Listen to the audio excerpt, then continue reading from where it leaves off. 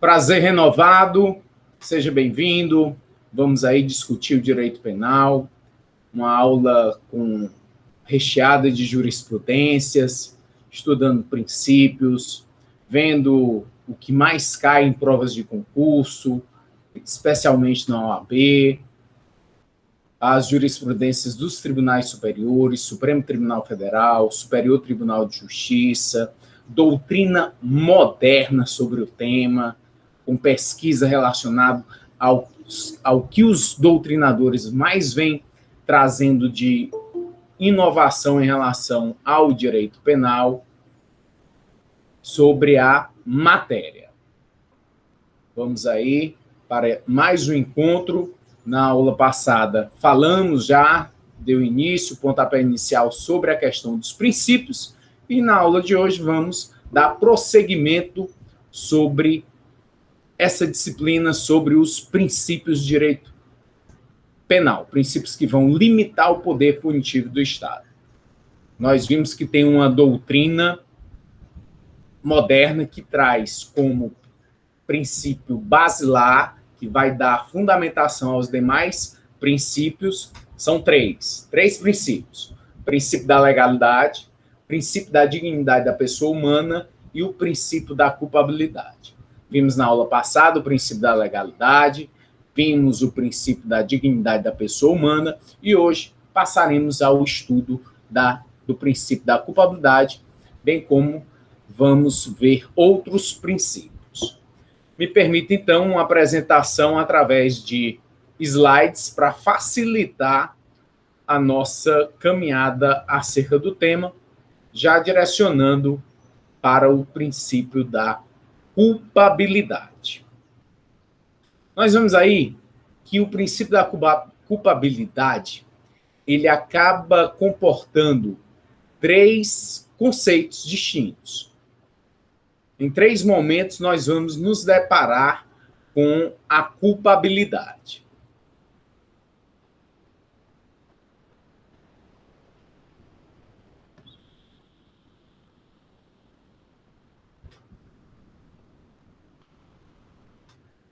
Não se pune, princípio da culpabilidade, não se pune os seres humanos sem haver culpabilidade.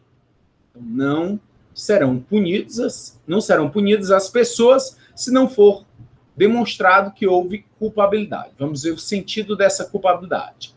Há de haver um fato embasador de punição. Para haver punição, para haver reprovação de conduta, há de haver um fato.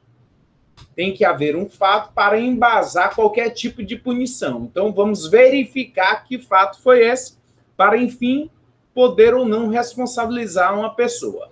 O direito penal não vai atrás daquilo que não poderia ter sido evitado pela conduta do agente. O direito penal só vai atrás daquilo que poderia ter sido evitado. Que o sujeito não evitou, ou por inobservância de um dever de cuidado, ou em detrimento do seu querer, da sua vontade. Ele quis exatamente a prática da conduta criminosa. E esse é o primeiro sentido que nós vemos no princípio da culpabilidade, pelo menos na questão da culpabilidade em si, na terminologia. A culpabilidade como elemento subjetivo do tipo penal, que vai ter o crime, ou ele é culposo ou ele é doloso. Dolo, vontade, querer. Eu quero exatamente praticar um homicídio, que está descrito no artigo 121 do Código Penal. Culpa, inobservância de um dever de cuidado, que pode se dar por imprudência, por negligência ou por imperícia. Então, eu vou jogar da varanda do meu prédio um equipamento que eu não quero mais. Arremessei. Quando eu arremessei, eu não visualizei ninguém. Eu entendi e pensei que não ia passar ninguém. Mas, naquele momento, passava uma pessoa e acabou sendo atingida. Eu vou responder, não por crime doloso, mas por crime culposo, porque eu inobservei um dever de cuidado, as regras de convivência. Era para eu ter tido mais cautela, cuidado, atenção, e não tive naquele momento. O crime vai se dar por conta de uma conduta, de um nexo de causalidade entre essa conduta e o resultado, porque fui eu que arremessei, e em decorrência do meu arremesso, o objeto despencou e colidiu com a vítima, vindo a vítima ter um resultado lesivo, que foi a morte. A tipicidade, descrita no artigo 121, matar alguém. Então, eu não quis, mas eu inobservei um dever de cuidado, responderei na forma culposa. Não existe uma terceira via. Ou o crime é doloso ou o crime é culposo. Quando o maquinista de um trem está lá, locomotiva, passando no trilho, e, de repente, vem um suicida e se joga no trilho, essa morte não há como ser imputada criminalmente ao maquinista. Por quê? Porque ele nem agiu com dolo, nem agiu com culpa. O fato foi ocasionado única e exclusivamente em decorrência do comportamento da vítima. Foi uma fatalidade. Não há como atribuir essa conduta ao maquinista, apesar dele ter produzido o resultado. Sim, porque era ele que conduzia a máquina, ele que matou, mas ele nem mata. Não há subjetividade, não há a intenção, nem dolosamente, com a intenção de matar, nem culposamente, porque ele, no que dependia dele, ele praticou todos os atos possíveis. Não havia como evitar essa morte, assim como qualquer pessoa que estivesse no seu local, no seu lugar, também não conseguiria evitar. A culpabilidade, portanto, tem esse sentido de que o fato ocasionado, o resultado lesivo, ele não é atribuído ao agente de forma objetiva. Não é porque da minha conduta resultou algo que está descrito na lei como crime que eu responderei pelo fato como um criminoso. Para ver o crime pelo princípio da culpabilidade, pelo princípio que traz a responsabilidade em relação ao indivíduo, somente em condutas dolosas ou condutas culposas. Nós vamos ainda aprofundar a questão do dolo, suas classificações, assim como a culpa. Tem um outro sentido da culpabilidade como sentido de reprovação, sinônimo de reprovação, reprovabilidade. No conceito analítico de crime, nós vamos ver que o crime é um fato típico, antijurídico e culpável. Esse culpável está em relação à reprovabilidade que a sociedade tem em relação ao comportamento do agente. Aí se avalia o indivíduo para verificar se ele tinha ou não discernimento sobre sua conduta, o que não é exigido aos inimputáveis, aqueles que não têm capacidade de entender, de discernir, os menores de idade, os loucos, mentais, oligofrênicos, todos esses agem sem discernimento, sem culpabilidade. A sociedade não tem uma reprovação e censura. A sociedade tem para com essas pessoas um juízo de proteção. Por quê? Porque se punir eles não vão entender o caráter da pena. Como é que eu vou entender o porquê que eu estou sendo punido, já que eu não entendi o que eu fiz? Não teria sentido. Então, essa reprovabilidade é um juízo de censura e reprovação que a sociedade exerce sobre a conduta do indivíduo. Nós vamos ver também a questão da culpabilidade, que pode se dar através da imputabilidade, da inexigibilidade de conduta diversa e do potencial conhecimento da ilicitude do fato. Terceiro elemento do conceito analítico de crime. Esse terceiro ponto que você vai encontrar acerca do sentido que a culpabilidade acaba exercendo dentro do direito penal como fundamento e limite medida da pena, lá do artigo 59 do Código Penal. No artigo 59 do Código Penal, vai dizer que o juiz terá que fazer a dosimetria da pena através de etapas. De acordo com o artigo 68, interpretação do artigo 68, e está lá a culpabilidade no artigo 59. O juiz, na primeira fase da dosimetria da pena, onde ele vai trazer o cálculo para a punição em concreto, já que o legislador ele estabelece um mínimo e um máximo. A pena, reclusão de 6 a 20 anos. A pena em concreta é aferida, é determinada pelo juiz. O juiz vai dar a pena em concreto. A pena foi de 9 anos, 6 meses, 5 dias. Ok, é em concreto, ele vai ter que cumprir essa pena. O juiz, então, nessa primeira fase que ele vai fazer as medidas, tem lá que observar a culpabilidade. Ele observa antecedentes, conduta social, personalidade, consequências do crime para a vítima, motivos do crime. Tudo isso é observado. Mas ele observa também a culpabilidade. Essa culpabilidade estaria no sentido de intensidade do dolo, o quanto ele quis o crime, quanto ele contribuiu para esse crime, qual foi a culpa dele em relação a esse crime. Então, o juiz vai analisar essas circunstâncias em relação ao quanto ele estava envolvido e querendo esse crime.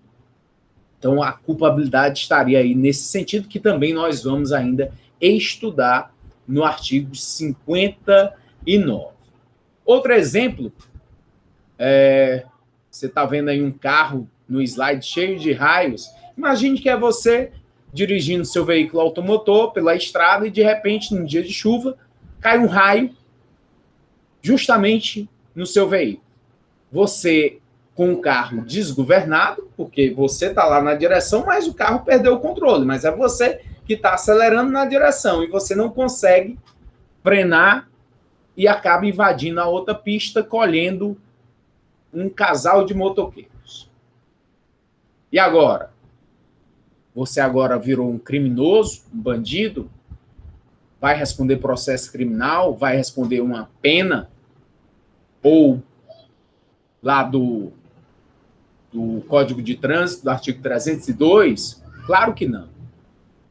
Naquelas circunstâncias que você estava, qualquer um não teria agido de outra forma a conseguir evitar o resultado lesivo. Direito penal não vai atrás disso. Direito penal só vai atrás daquilo que o sujeito não poderia ter evitado com sua conduta. Se ele poderia ter evitado, então ele deve ser punido. Por quê? Porque ele não observa um dever de cuidado. A não ser que ele queira. Se ele quer, é dolo. Responde também pelo crime.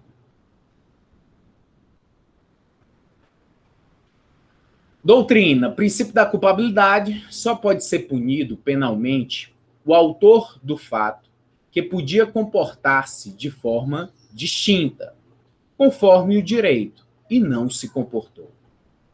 O poder de agir de modo diverso é a essência do princípio da culpabilidade. A culpabilidade consiste em juízo de reprovabilidade que se faz sobre a conduta considerada ilícita pela sociedade. Nesse slide você está vendo aí algumas fotos que se referem ao mesmo fato. Foi na Washington Soares, uma senhora que tinha saído do shopping Guatemi e ela acabou, pelo relato que foi feito, ela acabou passando mal, tendo, vamos lá, um infarto ou algo semelhante, E o carro dela, ela acelerou, mas não tinha conduta, né? Porque lhe faltava ali a consciência. Conduta para a sua existência é necessário consciência, finalidade, vontade e exteriorização. Então, se ela não estava consciente naquele momento e acabou trazendo essa tragédia, e das pessoas acabou sendo uma vítima fatal, ela não poderia vir a ser condenada criminalmente em decorrência desse episódio. Por quê? Por conta da culpabilidade. O crime, para que a pessoa responda, não pode ser verificado de forma objetiva. É necessário verificar a questão subjetiva, que está ligada a dolo e a culpa. Quando a pessoa não tem consciência, não tem vontade, não tem finalidade em relação à sua conduta, não consegue exteriorizar, não há como haver a imputação. Então, aí estaria o princípio da culpabilidade.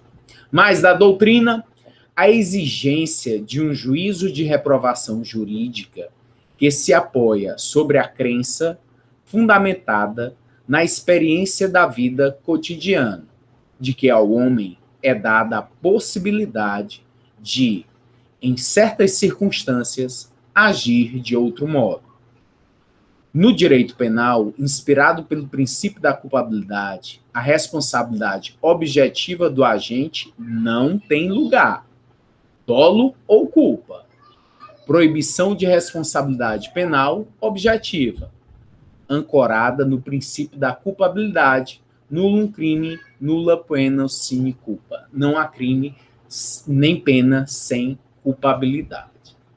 Nesse slide, você observa, de um lado, um hospital, e aparentemente, apesar de estar cheio, com certa normalidade, e na outra figura, um hospital às escuras. Por que está às escuras? Porque faltou energia. Por que faltou energia? O paciente morreu, o outro morreu, todo mundo que estava na UTI morreu. Em decorrência dos aparelhos terem se desligado por falta de energia. Ah, que fatalidade! Não, espera. Fatalidade como? Chama a polícia, vamos investigar. Investigar o motivo de ter faltado energia e ter gerado, por consequência, a morte dos pacientes. Vamos verificar se foi, de fato, um acidente ou se há responsabilidade a ser atribuída a alguém. Que alguém? Alguém que tinha responsabilidade de manter o hospital com energia. Se você pega, diz assim, olha, foi um tornado e o tornado fez com que as torres de energia caíssem e faltou energia na cidade toda. Ok. Fato fortuito, da natureza. Impossível a previsão ao agente. Tudo bem. Esquece a culpabilidade, não há como reprovar, como trazer a reprovação e fazer com que o sujeito responda por crime. Não há dolo, não há culpa. Não é objetiva. Não é porque o resultado aconteceu que a gente atribui esse resultado a alguém. Mas é necessário investigar, identificar se realmente a energia que faltou não tem uma responsabilidade a alguém.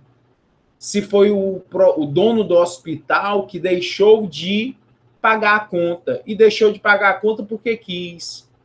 Ou foi do técnico de manutenção que ficou bebendo e não fez o trabalho que lhe era devido.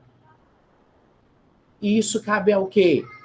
A polícia vai investigar, o Ministério Público vai promover a ação e o juiz, ao final, vai julgar a pessoa. E aí você tem responsabilidades a serem atribuídas.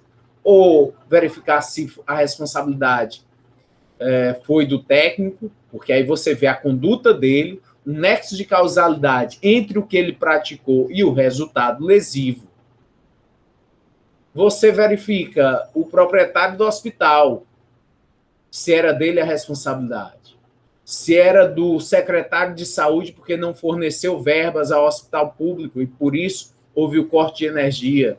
Então, tem certas situações em que tem culpabilidade, tem que haver a responsabilidade, tem que ser atribuída e cada um responda pelo que fez. O crime está dentro de uma ciência humana e por isso deve ser averiguado e identificado. Não é uma ciência exata, não dá para você tirar uma fita métrica, você tirar uma régua e determinar exatamente através de um cálculo a responsabilidade de cada um. Não é assim.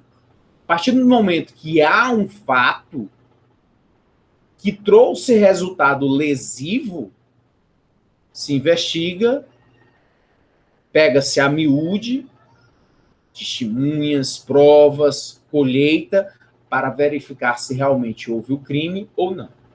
O crime, ele existe independente de ser provado. Porque o crime está na cabeça, está no agente, está no indivíduo. Eu é que decido se vou cometer o crime ou não. É da minha prática que o crime acontece. O crime não acontece pela vontade da vítima. O crime acontece pela vontade do autor. Eu que decido.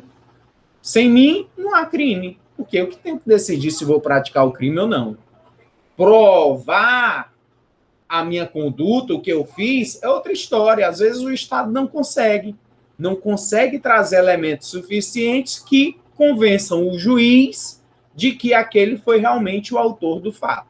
Mas não é por isso que o crime deixa de ser crime. A pessoa deixa de ser punida, porque às vezes não há provas suficientes, ou houve provas, foi condenado, mas ele fugiu.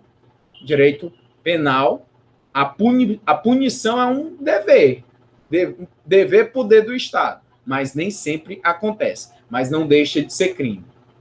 O sujeito foi morto lá no Bom Jardim, 20 pessoas morreram esse final de semana no Bom Jardim. E não se identificaram os criminosos, os autores. Deixaram de ser 20 homicídios? Não. Continuam sendo 20 homicídios, apesar de não se provar quem de fato foi o autor.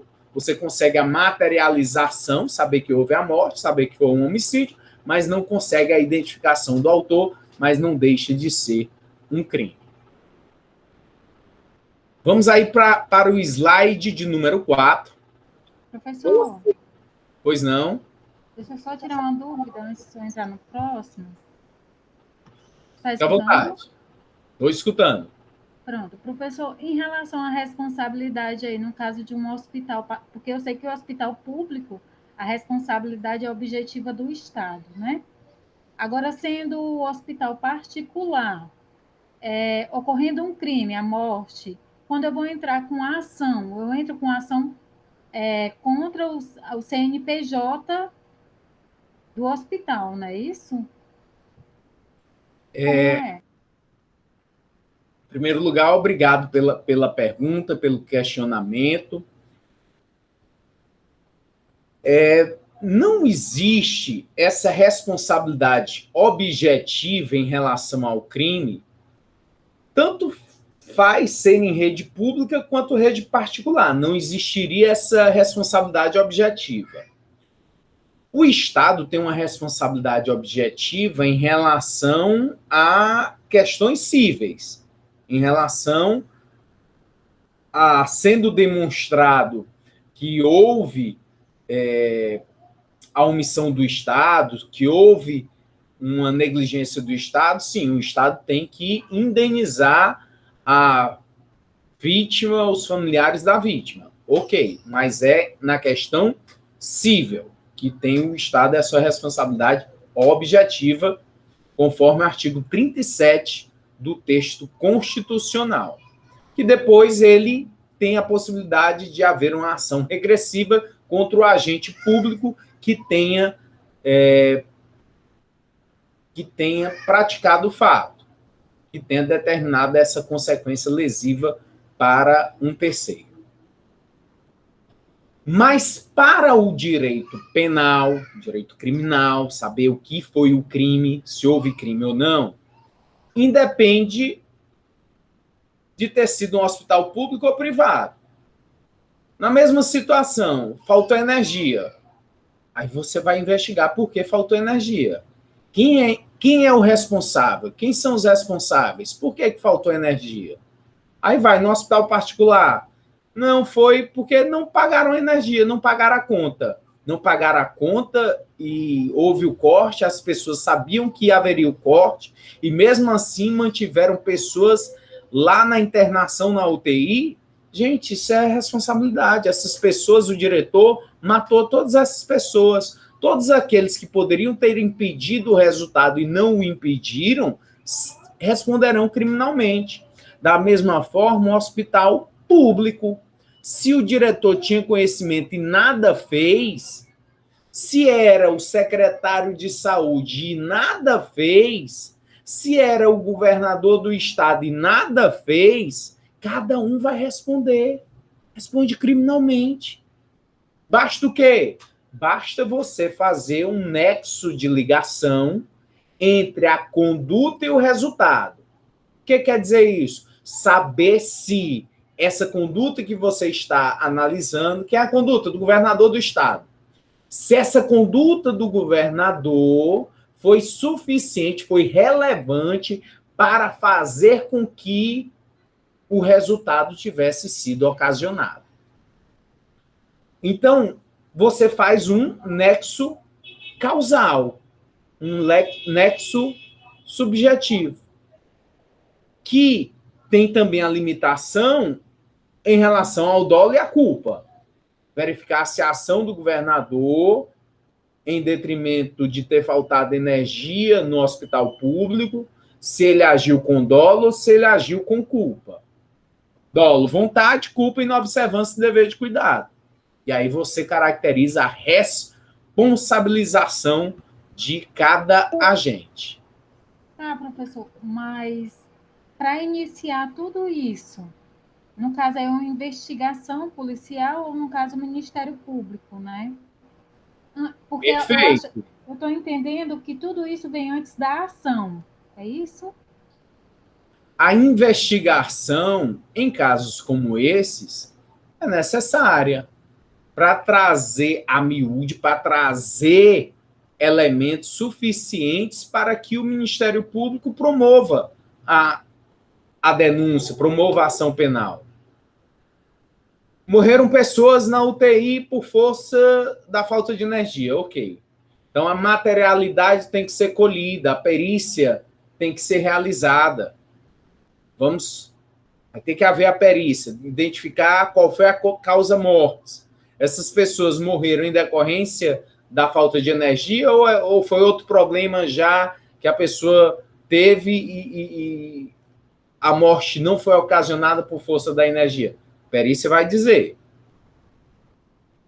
Perícia vai atestar a causa morte. Então, identificar o motivo da morte. Ok, vamos materializar a questão da falta de energia.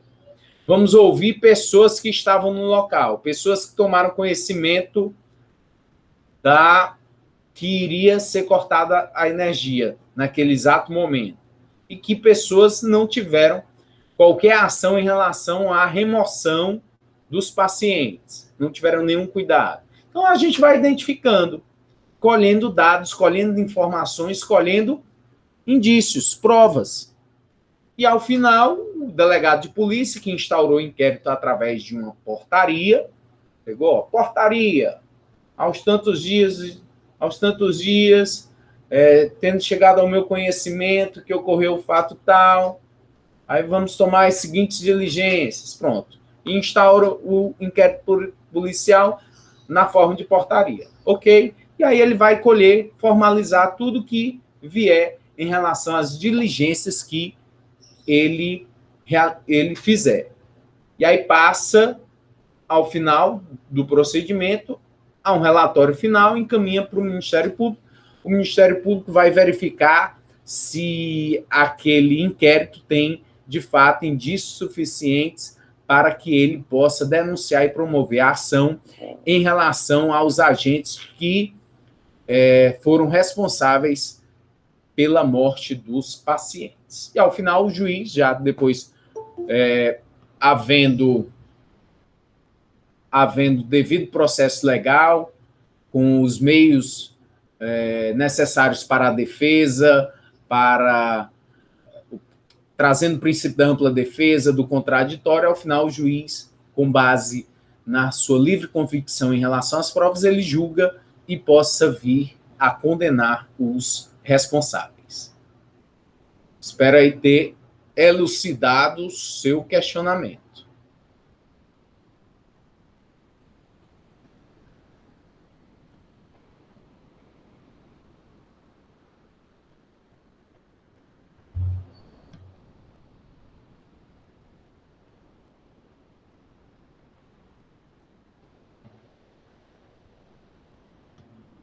Aqui nós estamos diante do slide de número 4. Deixa eu ver aqui se o Hugo tem um questionamento, uma pergunta. Para o senhor, tem um comentário que gostaria de falar sobre com o senhor. Ok.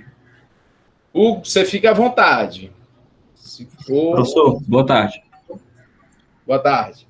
Professor, é sobre uma publicação que uma pessoa colocou no story do Instagram, que colocou assim, ó, vende-se entrada para Paracuru.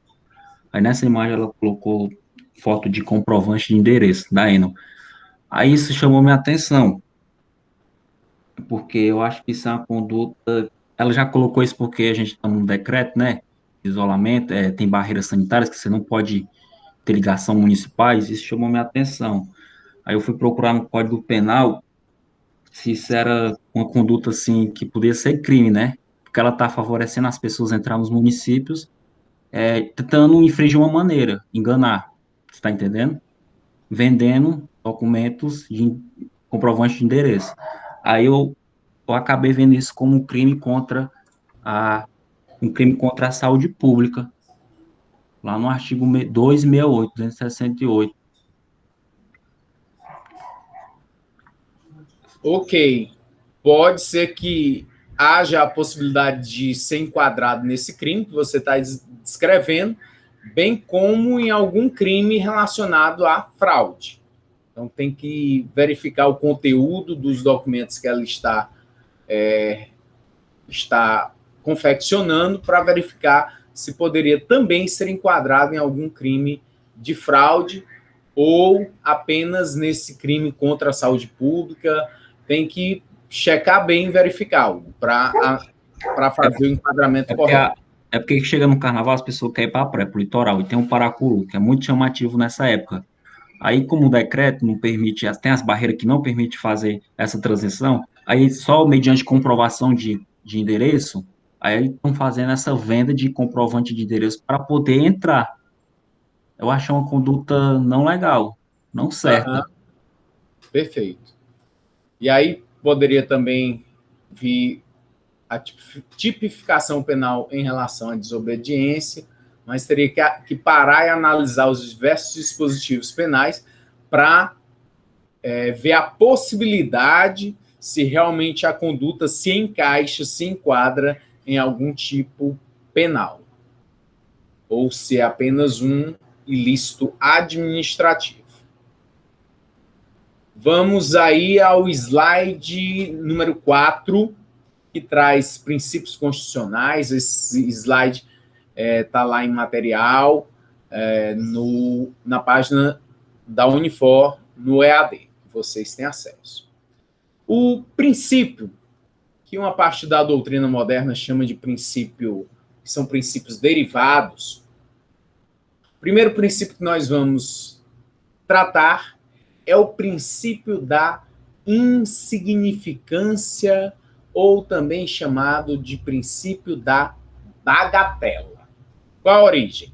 Tem sua origem apontada no direito romano, em que se falava que de minima non curat praetor, o juiz não deve se ocupar de coisas mínimas.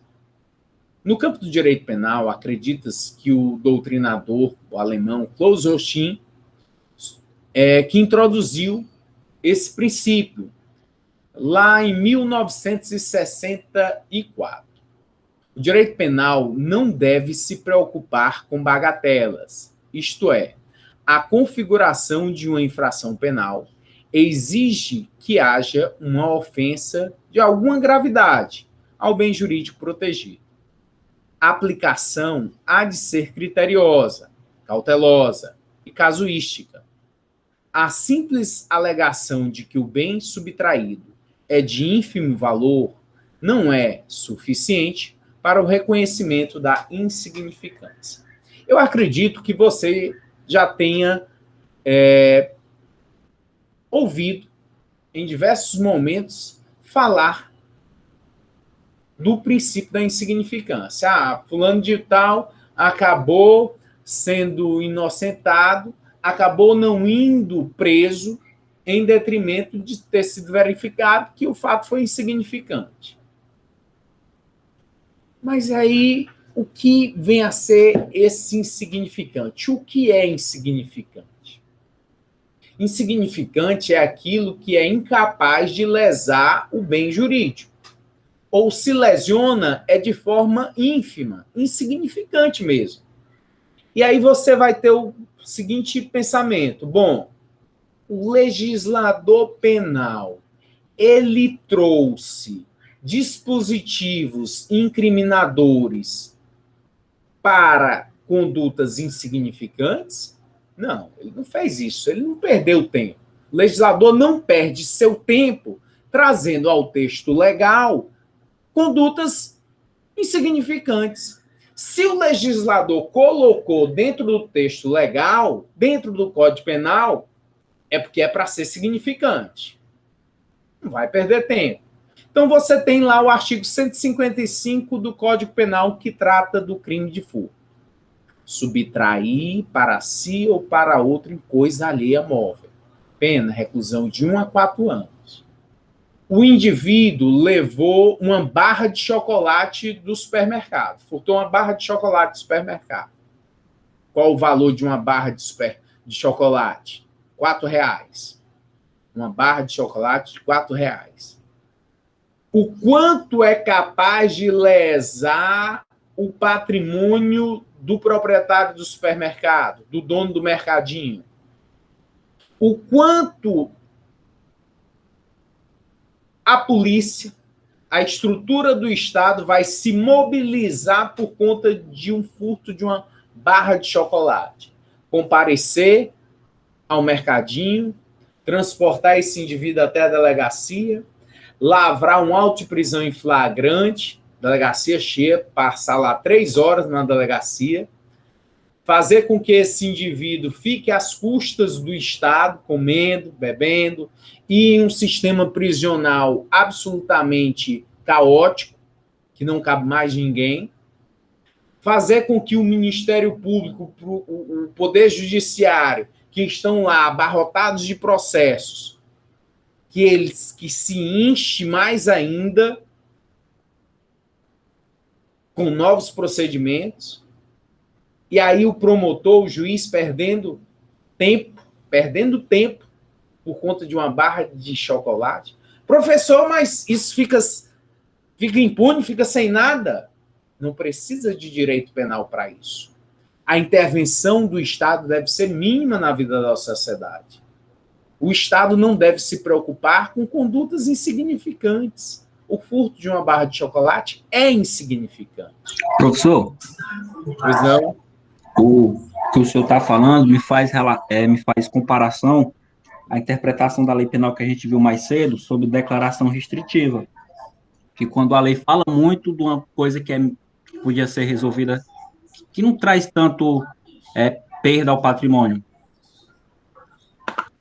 Perfeito. Excelente colocação. Até mesmo o dono do mercadinho, ele já fez seus cálculos. Ele já viu que ele mandar o seu fiscal de loja acompanhar os policiais até a delegacia e ter no seu mercadinho, ficar lá desguarnecido durante esse período, além de ter esse mesmo funcionário que ser chamado novamente até o Poder Judiciário e perder lá mais um dia de trabalho, para ele o custo é bem maior, porque ele vai ter que contratar alguém para ficar durante o dia que esse fiscal foi lá para a audiência no fórum, esperando, rezando para que a audiência não seja desmarcada, para que tenha audiência, que ninguém falte, nem o juiz, nem o promotor, nem o advogado. Ele ficando desguarnecido durante aquele período no seu mercadinho. Então, tudo isso é custo. E aí, o que ele entende, o dono do mercadinho? Olha, vamos fazer aqui uma admoestação ao indivíduo. Meu amigo, você não volte aqui no mercadinho, não. Você é um cliente que nós não queremos. Vá furtar, pare de furtar, não vá fazer mais isso. A gente já lhe conhece. É suficiente? Ou fazer a máquina do Estado ir atrás de tudo isso? A natureza jurídica. A insignificância afasta a tipicidade da conduta. O que é tipicidade? É haver no ordenamento jurídico um tipo penal, um artigo, um dispositivo que vai o quê? Descrever a conduta criminosa. Subtrair para si ou coisa alheia móvel. Está aí o artigo 155. Então, a insignificância afasta a tipicidade. O fato é atípico. Por quê? Porque, aparentemente, apesar de estar formalmente descrito, não, ele subtraiu coisa alheia móvel. Ok. Aparentemente, parece que ele fez exatamente o que o dispositivo penal descreve. Tem tipicidade. Só que essa tipicidade é só na forma, não é no conteúdo.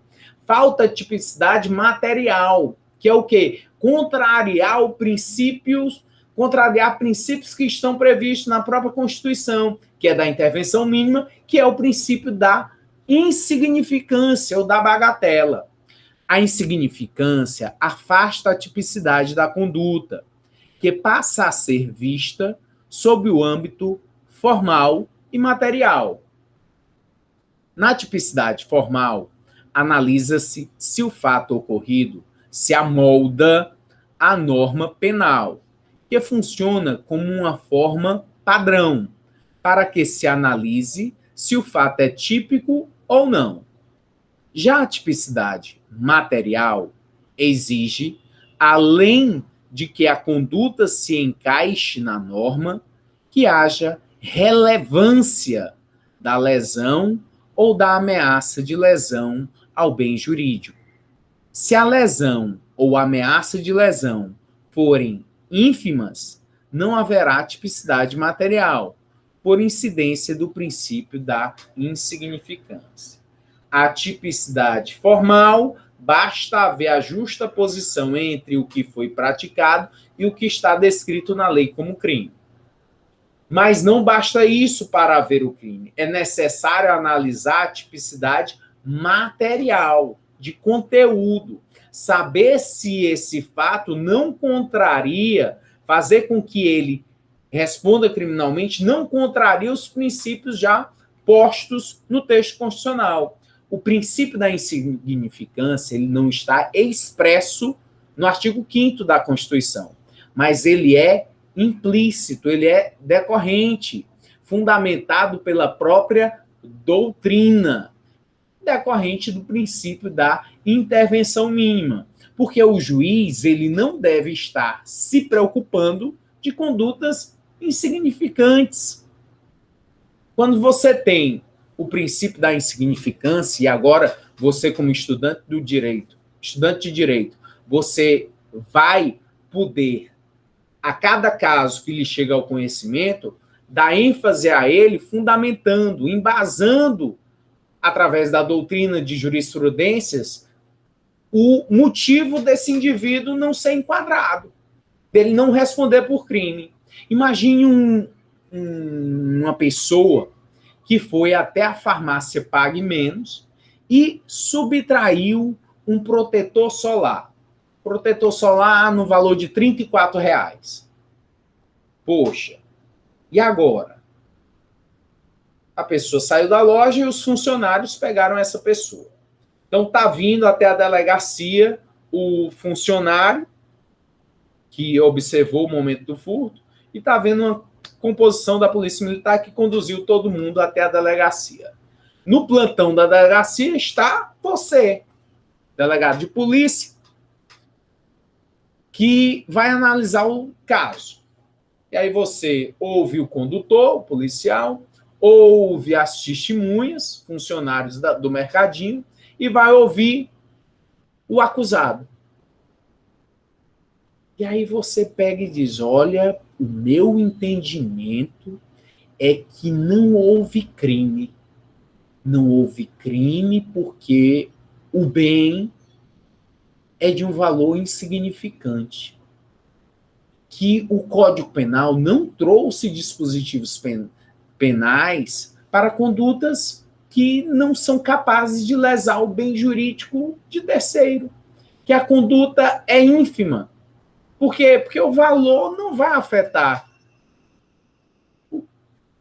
o terceiro. Seria mais fácil você autuar em flagrante essa pessoa por conta do furto e dizer, olha, isso daqui é um furto, artigo 155 do Código Penal. Vamos autuar. Lavrar aqui o auto de prisão em flagrante. Ok. Ou teria mais dificuldade em você estar explicando a todos eles, aos policiais, ao pessoal da farmácia, do motivo de não estar autuando, fundamentando em um princípio constitucional o motivo de você, a causa de você não estar autuando uma pessoa que chegou sendo acusada de furto. Fica mais difícil sempre explicar. Mas só era autuar logo, sem estar precisando explicar, fundamentar, fazer um despacho, ouvir todo mundo e, no final, dar um despacho do motivo de você não estar autuando aquela pessoa que foi acusada de um determinado crime. Para você não ficar... porque esse princípio da insignificância ele vem se fundamentando, vem se alicerçando ao longo das décadas. Desde a década de 60, que a doutrina vem trazendo ele através lá do doutrinador alemão Klaus Hochstein.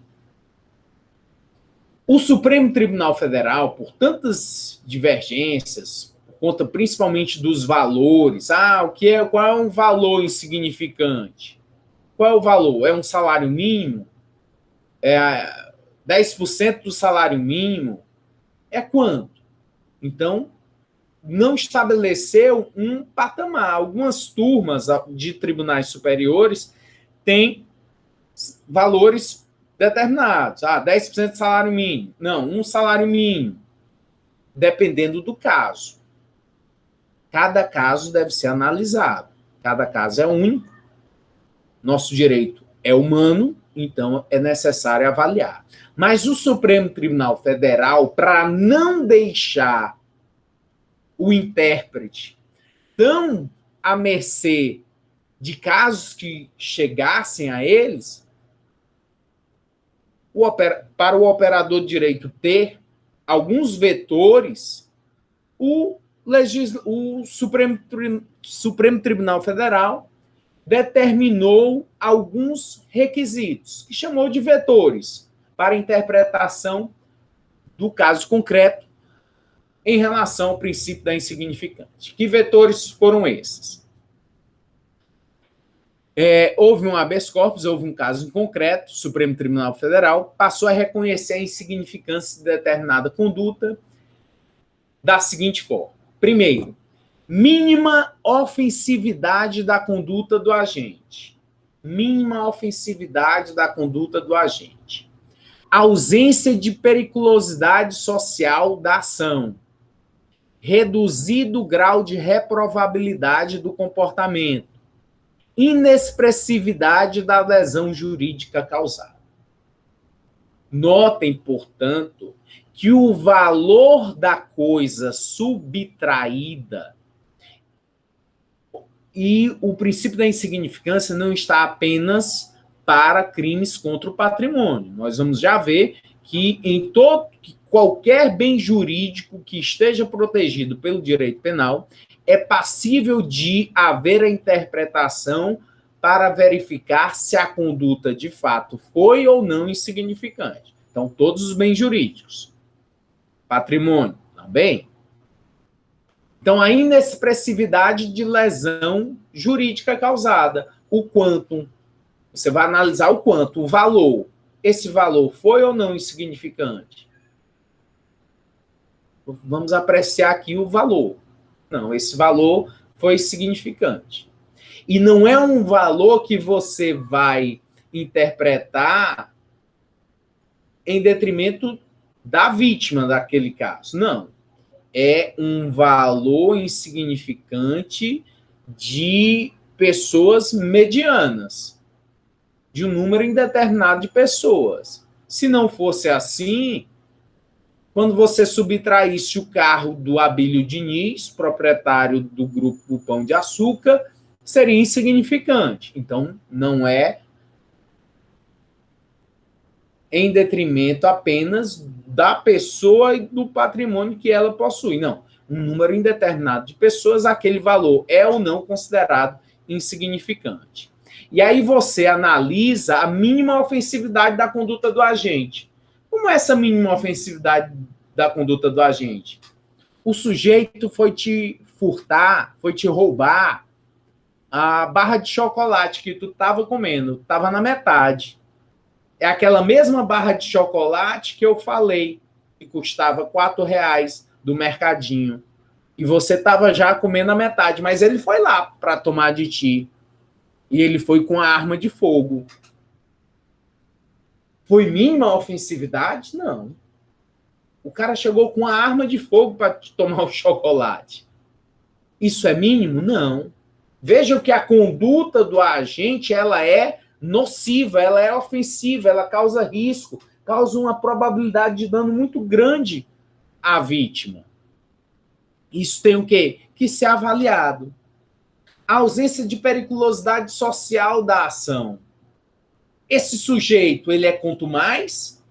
Ele fez isso várias vezes? Ele tem feito isso como uma prática profissional, como um modo de vida? Furtando as coisas alheias?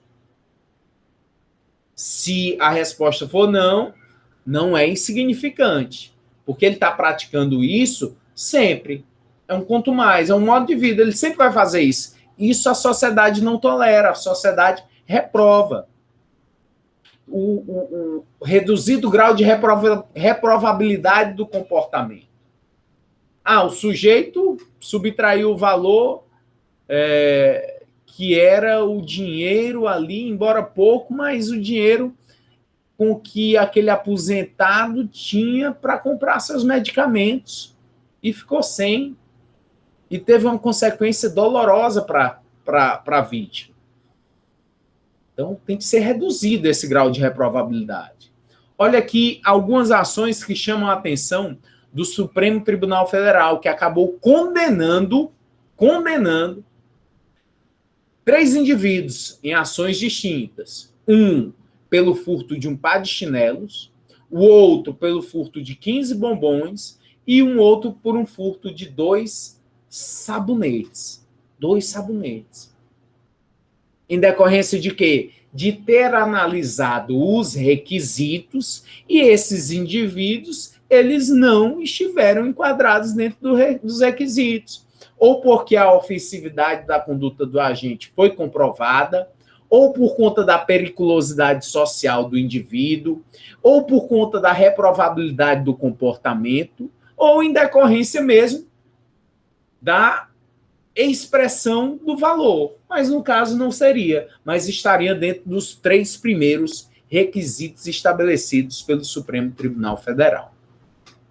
E aí eu vou facilitar a interpretação sua a partir de alguns julgados dos tribunais superiores que eu pesquisei para que você comece a entender como os tribunais superiores eles vêm decidindo em casos concretos sobre o princípio da insignificância. Porque quando você, delegado de polícia, que pegou, autuou o indivíduo por ter furtado um protetor solar, não, isso daqui mesmo R$34, eu entendo que é significante, bandido tem que ser preso, e se ele furtou, ele sabe que é errado, e ele vai ser preso, eu vou autuar. Negócio de princípio da insignificância não funciona comigo, não. Muito legalista. Não sou, não. Não, você está indo contra a lei. Isso é abuso de autoridade. Se você sabe que ali foi ínfimo, foi insignificante, não faça isso. Quando chega esse auto de prisão em flagrante ao Poder Judiciário, o juiz vai revogar a prisão, vai anular todo o auto, vai mandar pôr em liberdade o indivíduo. Por quê? Porque foi insignificante. Valor insignificante, não havia periculosidade nenhuma, comportamento não teve grau de reprovabilidade, poderia ter se ajeitado ali entre as partes. Olha aqui um julgado. Esse foi um julgado da 2ª turma do Supremo Tribunal Federal. Apropriação por parte de um carcereiro de um farol de milha. Minha nossa, um policial penal, que então eram os agentes penitenciários, mas hoje é chamado de policial penal. Um policial penal subtraiu um farol de milha que estava apreendido lá no local, e ele subtraiu o farol de milhas, que guarnecia motocicleta apreendida, coisa estimada em R$13. A res furtiva, o produto do furto, de valor insignificante, periculosidade não considerável do agente, circunstâncias relevantes, crime de bagatela, caracterização, dano à probidade da administração, irrelevância no caso. Aplicação do princípio da insignificância, o fato foi reconhecido pela sua atipicidade, ou seja, não constitui crime porque não existe dentro do ordenamento jurídico penal descrição de condutas para fatos insignificantes. Então ele acabou sendo absolvido e foi liberado. Então, um servidor público, um policial penal, subtraiu um farol de milha que estava lá apreendido. Tinha essa apreensão das motos e ele ia lá e furtava esse equipamento da moto. R$13, foi absolvido. Professor. Outro julgado do Supremo Tribunal Federal. Com base no princípio da insignificância, a 2ª turma do Supremo Tribunal Federal manteve, por unanimidade, decisão do ministro Gilmar Mendes, que absolveu um homem condenado a 1 ano e 9 meses de reclusão pela tentativa de furto de R$4,15 em moedas e de uma garrafa de Coca-Cola, 2 de cerveja e 1 de cachaça, produtos que juntos totalizam R$29,15. A decisão foi tomada no julgamento do habeas corpus, na sessão por videoconferência. Então, uma decisão recente do Supremo Tribunal Federal, que manteve a decisão em absolver esse indivíduo. E o que é relevante notar nessa decisão? É que o Supremo Tribunal Federal é instância de o último recurso, é a última instância da nossa corte, do Poder Judiciário. E o juiz de primeira instância havia condenado esse sujeito. Ele foi preso pela polícia, foi feito auto de prisão em flagrante, o Ministério Público denunciou, promoveu a ação penal. Ao final do processo, o juiz condenou em uma pena em concreto, ele estava lá preso, a defensoria, o advogado recorreu, foi para a instância superior, Tribunal de Justiça. O Tribunal de Justiça do Estado, os desembargadores mantiveram a decisão, ele recorreu ao Superior Tribunal de Justiça e só no Supremo Tribunal Federal foi que ele conseguiu ser absolvido. Em detrimento do princípio da insignificância. Professor, e o que é mais importante, então, que eu tenho que saber? Os vetores. Primeiro, saber o que é o princípio da insignificância, que o direito penal não abarca condutas, não traz textos legais para condutas insignificantes, ínfimas, que são incapazes de violar o bem de terceiro, bem juridicamente tutelado, e que o Supremo Tribunal estabeleceu 4 vetores de interpretação, 4 requisitos. Aí você analisa esses 4 requisitos para sustentar, fundamentar a sua interpretação sobre o fato que está sendo levado ao seu conhecimento. Mais um julgado aqui do Supremo Tribunal Federal, que eu pesquisei para você. O ministro Gilmar Mendes, do Supremo Tribunal Federal, com base no princípio da insignificância, concedeu habeas corpus, a liberdade, a uma mulher acusada de furtar um par de sapatos femininos, avaliado em R$ 99, posteriormente restituído ao estabelecimento comercial. O ministro considerou, no caso, que o prejuízo material foi insignificante e a conduta não causou lesividade relevante à ordem social e determinou a absolvição da ré. Notem, portanto, que o princípio da insignificância é de interpretação. Não tem valores prefixados. Tem crimes contra a ordem tributária que é possível estabelecer um patamar de R$ 10.000. Então, a cada caso, é casuístico. Visualize, analise, e o juiz vai proferir a decisão em relação ao fato que está ali, ao operador de direito para apreciação. No caso, um furto de um sapato de um valor de R$ 99. Acabou sendo absolvida porque entendeu o Supremo Tribunal Federal que não era caso de crime, e sim um fato atípico. Alguém quer fazer um questionamento? Pois não? Oi, Leidiane. Deixa eu pontuar 2 coisas para o senhor me ajudar, então, a entender. Eu já tinha estudado antes esse princípio, né? Porque eu estudo para concurso, não querendo passar logo, mas querendo entender do processo. Eu tenho um entendimento do STJ que não é um critério rígido, ele diz que é um mero norte, o qual ele delimita como se fosse um patamar de 1/10 do salário mínimo, vigente à época do fato, para a questão de avaliar a insignificância, né? O princípio da insignificância em relação ao valor. Eu vi aí, claro, que tem também outros requisitos para a aplicação do princípio da insignificância, que o senhor colocou, né? A mínima ofissividade, a ausência de periculosidade, o valor reduzido, inexpressividade da lesão jurídica. Mas aí eu vi também esse entendimento do STJ. Aí agora confundiu minha cabeça.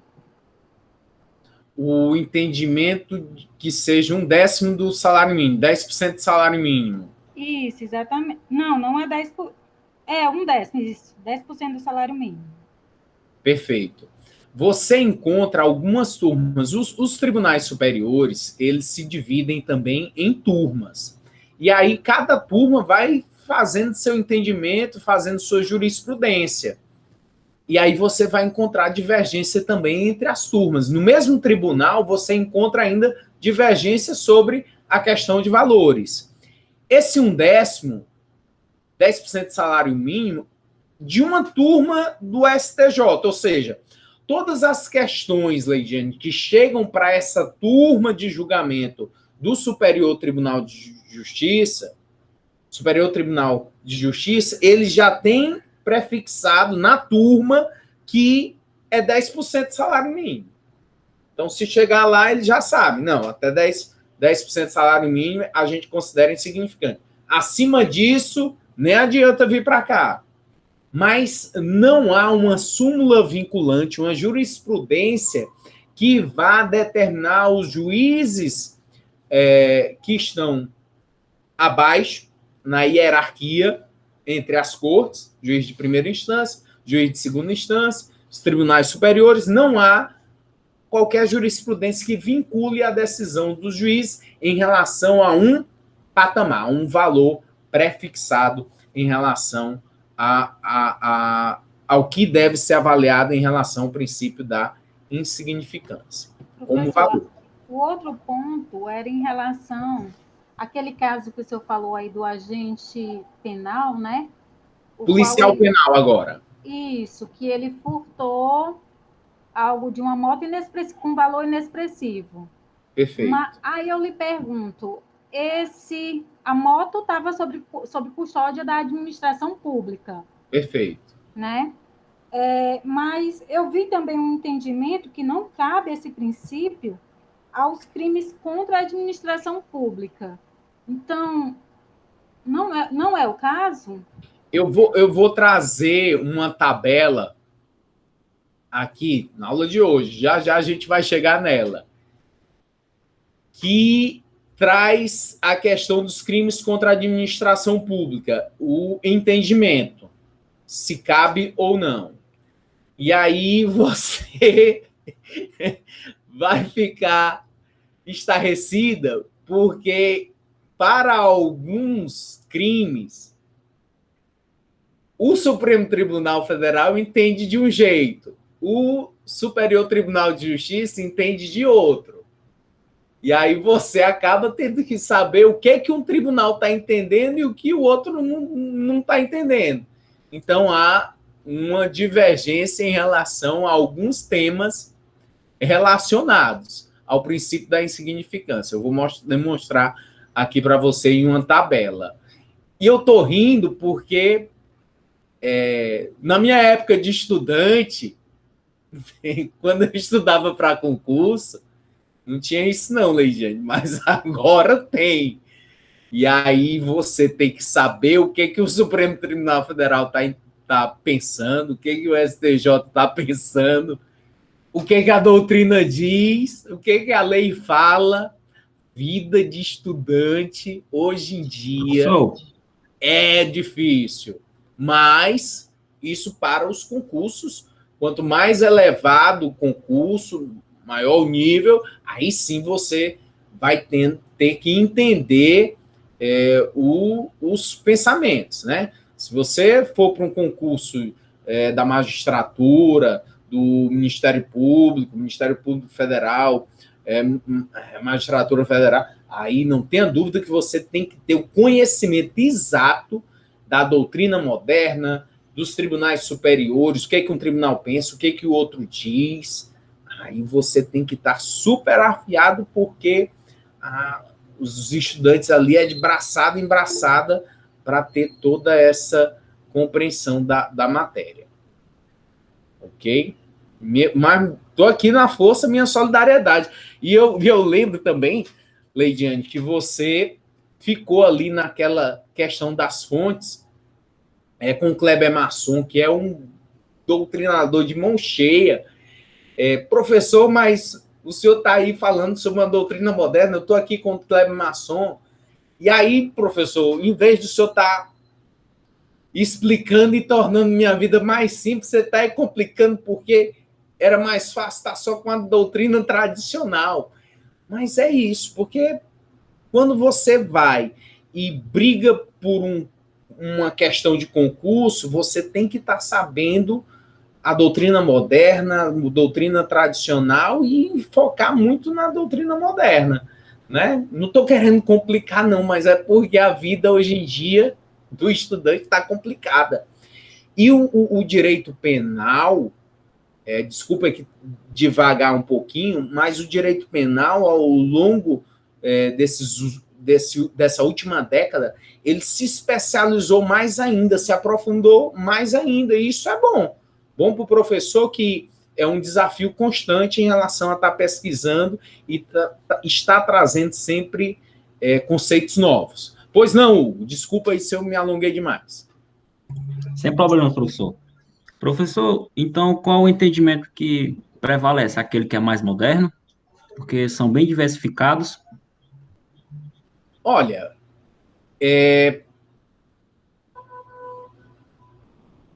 vai depender do que o elaborador da questão esteja pontuando. Né? Porque se ele quer a doutrina moderna, ele vai pegar no texto e expressar o nome do doutrinador.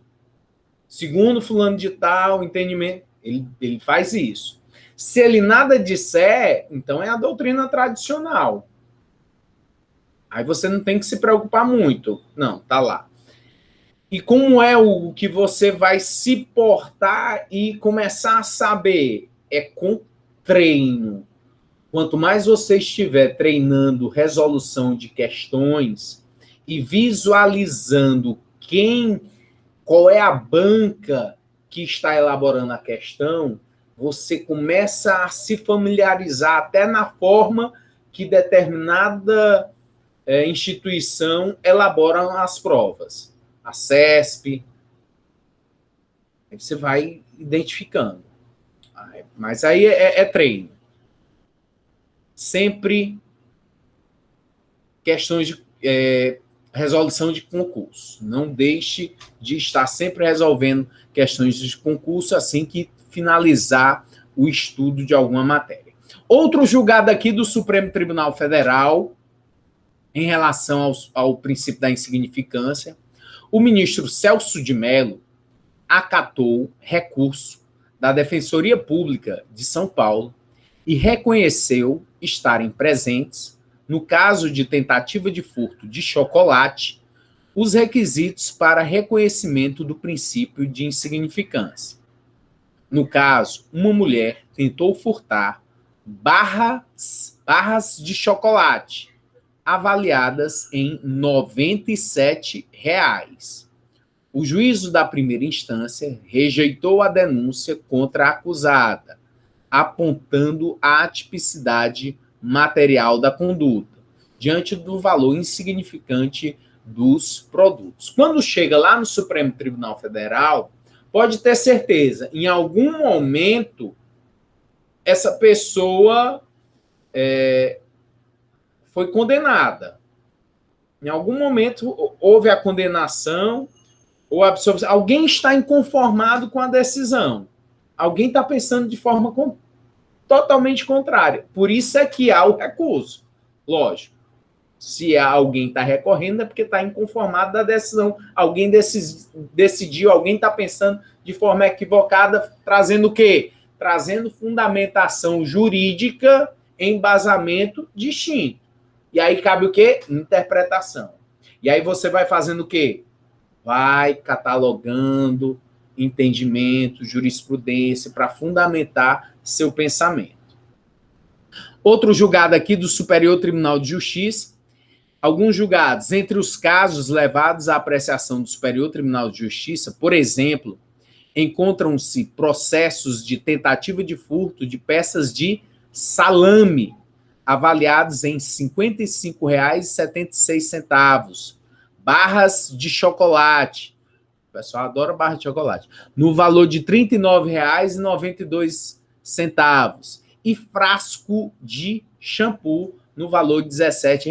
Então, casos que ocorreram, casos práticos, as pessoas foram julgadas, absolvidas ou condenadas, mas houve recurso e acabou no Superior Tribunal de Justiça ou acabou no Supremo Tribunal Federal para que a Corte decidisse sobre o princípio da insignificância, levando em consideração aqueles requisitos.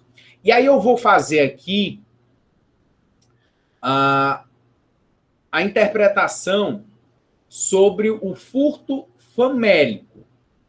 O que é o furto famélico? Que pode vir a constituir o estado de necessidade. Eu furtei para comer. Se eu furto para comer, para saciar a minha fome, eu não vou responder por crime? E o princípio da insignificância está relacionado a isso? Como é que se dirime essa questão? Vamos aqui para a doutrina.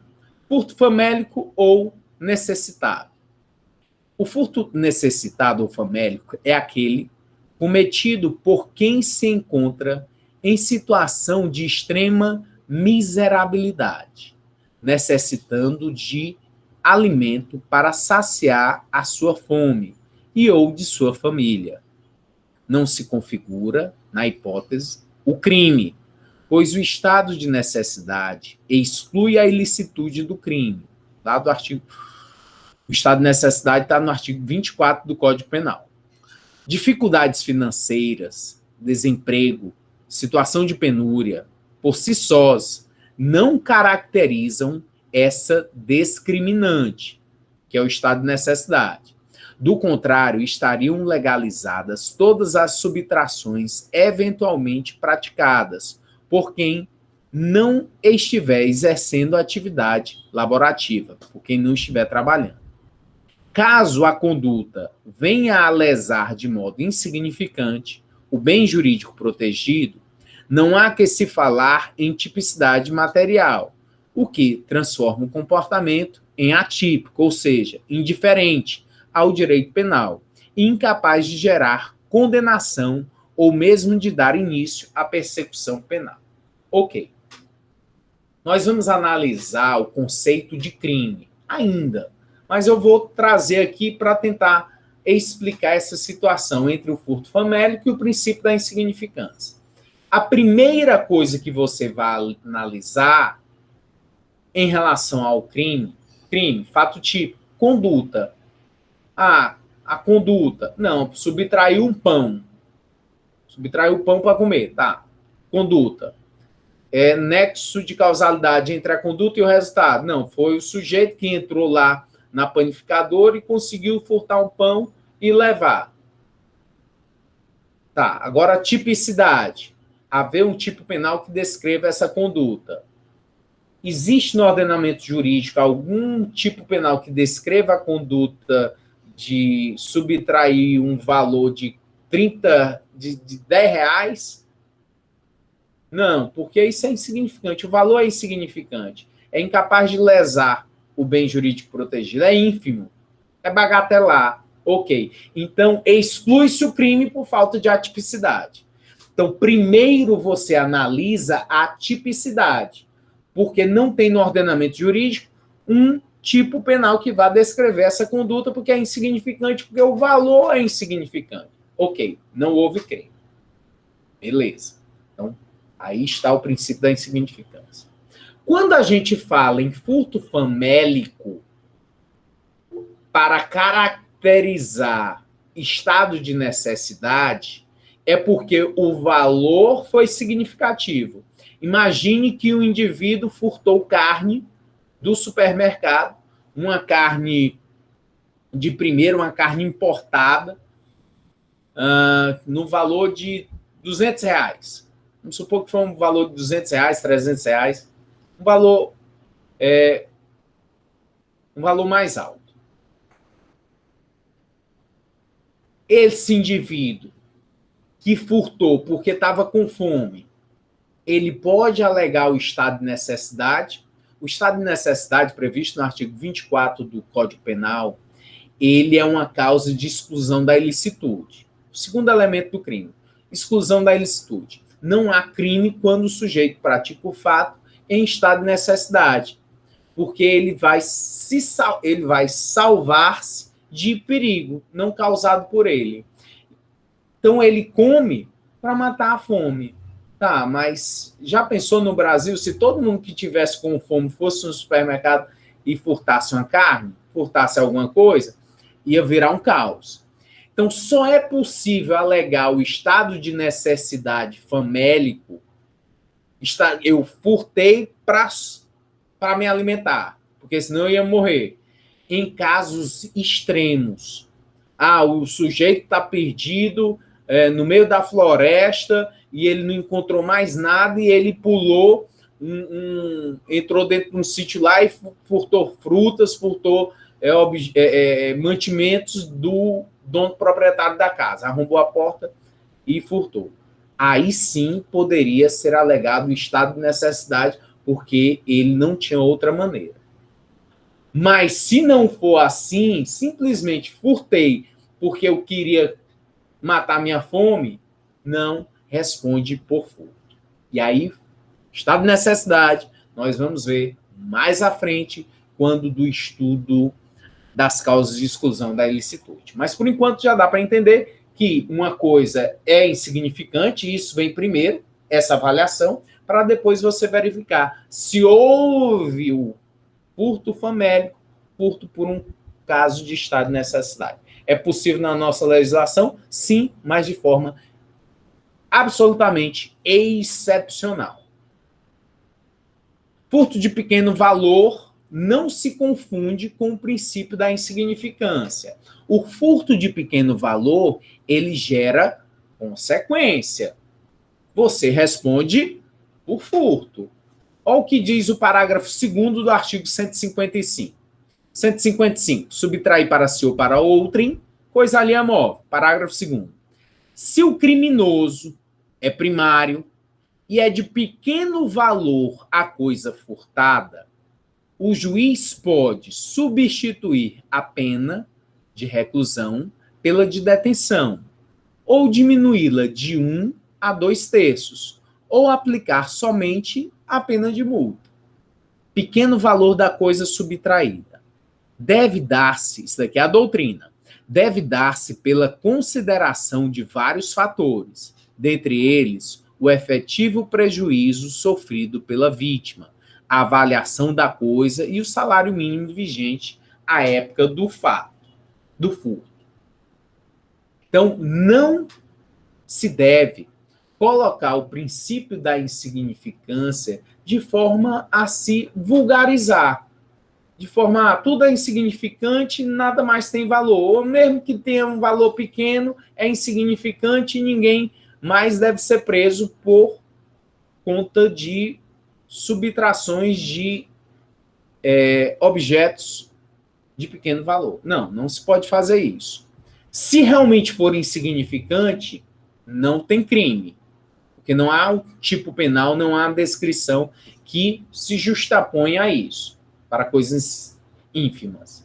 Mas se se o objeto for apenas de pequeno valor, um objeto era um som de R$150, R$200. A interpretação do juiz é que aquilo dali não era ínfimo, mas era de pequena monta, de pequeno valor. Então, ele traz a tipificação do artigo 155 na forma do parágrafo 2º, fazendo com que ele responda pelo crime, mas com a pena diminuída. Pode diminuir essa pena. E aí eu trago aqui, pois não? E o ressarcimento ao proprietário existe? E quem faz esse ressarcimento, caso seja aderido o princípio da insignificância? Hugo, obrigado pela participação. Quando a questão do ressarcimento, ele pode existir.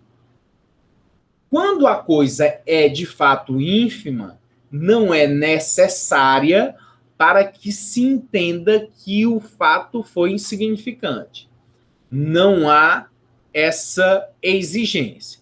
eu posso entender que o fato é atípico, que ele não constitui crime, porque a subtração da coisa foi insignificante. E não vai haver a necessidade de interpretação para que o fato não constitua crime, o sujeito restituir o bem. Ok? Quando existe o crime sim, e aí sem falar de insignificante, o sujeito furtou a sua bicicleta que custa R$3.000. E aí, antes de haver a ação penal, antes de haver a denúncia do Ministério Público, de haver o processo criminal propriamente dito, a pessoa se arrepende e te devolve a bicicleta.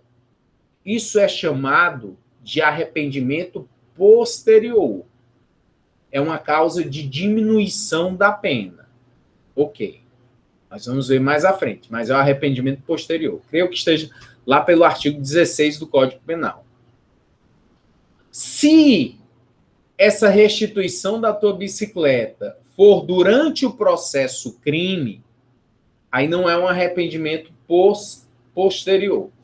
É apenas uma causa de atenuação da pena. A tua pena vai ser atenuada, vai ser diminuída, por conta, lá pelo artigo 52 em diante, tem essa possibilidade de atenuar a sua pena, por conta, atenuar a pena desse indivíduo que subtraiu a sua bicicleta, porque ele restituiu. Ok? Então, tem essas três possibilidades aí em relação à sua pergunta para a restituição do bem subtraído. Vamos aí a... Pois não? Professor, para eu diferenciar o valor insignificante do pequeno valor, eu posso colocar assim que o valor insignificante, no caso, o indivíduo ele vai ser absolvido, não vai ter pena. E o pequeno valor vai ter pena, né? De qualquer forma. Vai ter consequência, sim. Consequência de ser estabelecido, porque o Código Penal ele traz crimes para as coisas de pequeno valor, mas não traz nenhuma consequência para o que for ínfimo, insignificante. Como é o caso lá do artigo 155, parágrafo 2º do Código Penal, que traz para o crime de furto, sendo objeto de pequeno valor. Tá perfeita aí a sua explanação. E aqui a tabela que eu prometi em relação a distinguir o princípio da insignificância, e ele serve, já disse que serve para todos os bens juridicamente tutelados, para distinguir quando ele cabe e quando ele não cabe, quando não dá para interpretar pelo princípio da insignificância. E isso a doutrina traz em diversos bens jurídicos protegidos. O primeiro aí no quadro seria os crimes contra o patrimônio, praticados sem violência ou grave ameaça à pessoa. Aí vai caber. Se o crime contra o patrimônio não está sendo com arma de fogo, não está sendo com faca, não tem violência, não tem grave ameaça, cabe. Tanto para o furto, para o estelionato, para o dano. Não vai caber quando esse crime contra o patrimônio for praticado com violência, com grave ameaça, que caracteriza o crime de roubo, de extorsão, dano qualificado. O sujeito está lá com a faca para tomar o que é teu. Está com a arma de fogo. Olha o perigo de alguém vir até você com a arma de fogo. A probabilidade do dano, a probabilidade de causar algo muito grave. Então, não pode caber a insignificância, porque o fato por si só é significativo. Nos atos infracionais são aqueles praticados pelos menores, os inimputáveis. Também é possível avaliar se o menor ele praticou o fato e esse fato era ou não insignificante. Crimes praticados por militares, segundo o entendimento, não cabe, ainda que o fato seja insignificante. Consumo de drogas, desde que em quantidades mínimas. Vai caber. O tráfico de drogas, seja qual for a quantidade de drogas, aí, ó, as decisões dos tribunais é que não cabe. Consumo, sim, cabe, insignificante. Estava lá com um cigarrinho de maconha. Vai caber a insignificância. Não vai caber se o sujeito era traficando. Mesmo com quantidade... estava com um papelote de cocaína para entregar. Mas era tráfico. Estava vendendo. Aí não vai caber insignificância. Crimes contra a ordem tributária, sim, cabe, quando o valor sonegado por inferior a R$20 mil, inclusive delito de descaminho. Não cabe no tráfico de armas e munições, mesmo que em quantidades mínimas. Vai caber os crimes ambientais e de bagatela, crimes ambientais de bagatela, crimes ambientais quando for insignificante cabe. Não cabe em relação aos crimes hediondos ou equiparados. Professor, crimes hediondos, há uma lei que é 8.072 de 1990, que traz a relação de crimes que o legislador entendeu como mais perniciosos, mais graves. A eles, o legislador traz consequências dentro do processo penal de um maior rigor em relação às suas consequências. Então, aos crimes hediondos, crime hediondo como homicídio qualificado, tortura, tráfico de drogas, falsificação de medicamentos, estupro, extorsão, latrocínio, todos esses crimes, não vai caber a aplicação do princípio da insignificância. E aqui vai caber lesão corporal culposa. O sujeito no trânsito deu ré no carro e triscou na outra. Um arranhão, uma rubefação, um tapa, fica roxo. Lesionou. Se lesionar, um arranhado, é insignificante. Lesão corporal culposa, cabe o princípio da insignificância. Falsificação de moeda, entende-se que não cabe. Crimes contra a administração pública, que a Leidiane estava com a dúvida. E aí ela vai ficar aí com essa raiva, porque tem hora que dá raiva. Poxa, porque eu tenho que saber que os crimes contra a administração pública, o Supremo Tribunal Federal tem um entendimento que cabe o princípio da insignificância. Mas o Superior Tribunal de Justiça entende que não cabe a interpretação do princípio da insignificância nos crimes praticados contra a administração pública. Então, você vai ter que ter esse conhecimento de que há divergência nos tribunais superiores a respeito do tema da insignificância em relação a certos crimes. Crimes praticados por reincidentes ou por pessoas com maus antecedentes. Segundo o entendimento do STJ, Superior Tribunal de Justiça, cabe, mesmo assim, mesmo o sujeito tendo maus antecedentes ou sendo reincidente, já tendo ele praticado um crime, e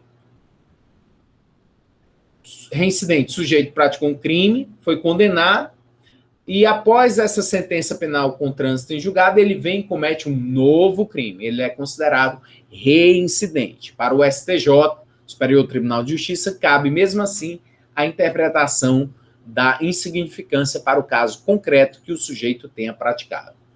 E, na interpretação do Supremo Tribunal Federal, não vai caber essa interpretação.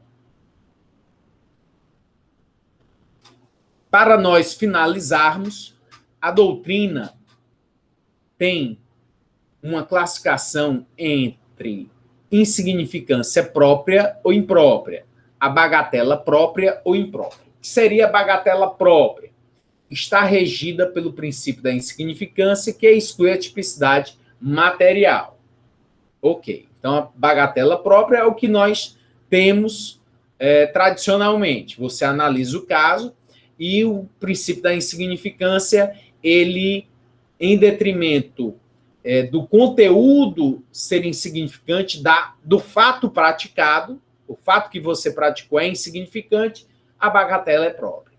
Mas nós temos o que essa doutrina moderna vem trazendo como bagatela imprópria. Mas não há ainda uma sedimentação de jurisprudência sobre a bagatela imprópria. Então, tenha cuidado. É ainda uma teoria que está evoluindo e tendente. É só uma tendência de aceitação dessa bagatela imprópria que eu vou falar. Não é ainda um princípio, uma classificação que a bagatela imprópria seja aceita. No que ela consiste? Conquanto presentes, bagatela imprópria, conquanto presentes o desvalor da conduta e do resultado, evidenciando-se conduta típica, formal e materialmente, antijurídica e culpável, a aplicação da pena, considerando as circunstâncias do caso concreto, em especial o histórico do autor do fato, torna-se desnecessária. Parte-se da premissa de que a função da pena, sanção, não pode ser meramente retributiva, mas, acima de tudo, preventiva. Ainda que o crime esteja plenamente configurado, incluindo na força deste advérbio de modo o reconhecimento de lesão ao bem jurídico, a pena, enquanto resposta jurídico-estatal ao crime, pode não ser aplicada desde que presentes fatores que comprovam a sua inocuidade ou contraproducência. Explico. O que seria essa bagatela imprópria? Está relacionada às consequências do crime, ou seja, olha, embora tenha havido um crime formalmente, materialmente posto, mas não tem mais, não gerou mais consequência, não há por que punir. Professor, exemplo. O exemplo de bagatela imprópria. O indivíduo lesionou a esposa. Foi levado à delegacia e a autoridade policial fez procedimento. Autuou ele em flagrante. Ficou preso. Por que crime? Lesão corporal. Vamos supor, lesão corporal e ameaça. Ele fez isso? Fez. Tá certo. E o julgamento foi no dia seguinte? Não. O julgamento é daqui a 1 ano, daqui a 6 meses. Rezando, né? Uma justiça bem célere. E quando o juiz foi condenar, o que aconteceu? O que o juiz vislumbrou? Reconciliação. Já estão bem.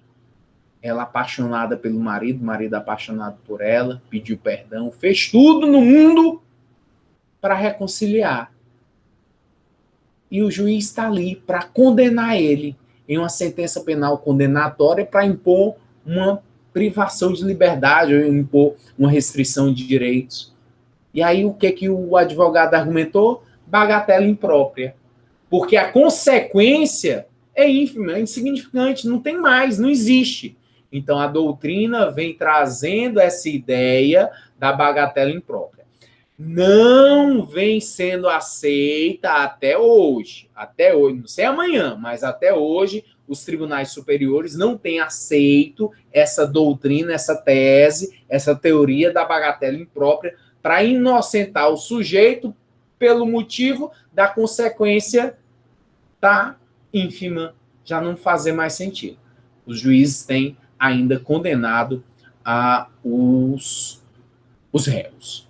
Ok? Então, bom carnaval, se divirtam muito e até segunda-feira. Foi a primeira aula que eu dei na minha vida numa sexta-feira de carnaval. Fiquei muito feliz aqui com a participação de vocês presenciando esse tá nem sabendo que já era sexta-feira de carnaval. É isso mesmo. Aí eu tava nem sabendo. Agora, normal, ok? Fique com o Fulioso. Sabe quem é o Fulioso? Fulioso é o seu livro. Faça uma folia bem grande com seu livro de direito penal e estude bem muito, é o que eu lhe desejo. Forte abraço. Logo minha doutrina. Abraço. Valeu, professor. Bom final de semana. Para nós.